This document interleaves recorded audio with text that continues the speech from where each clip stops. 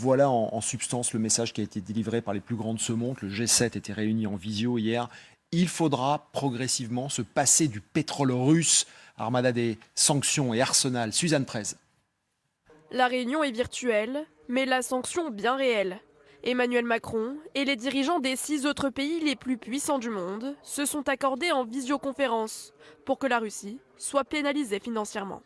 Nous nous engageons à éliminer progressivement notre dépendance vis-à-vis de l'énergie russe, notamment en réduisant progressivement ou en interdisant l'importation de pétrole russe.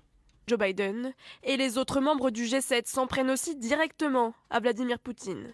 Les actions du président russe en Ukraine couvrent de honte la Russie et les sacrifices historiques de son peuple. Le Premier ministre canadien a participé à la réunion depuis Kiev avec le président ukrainien.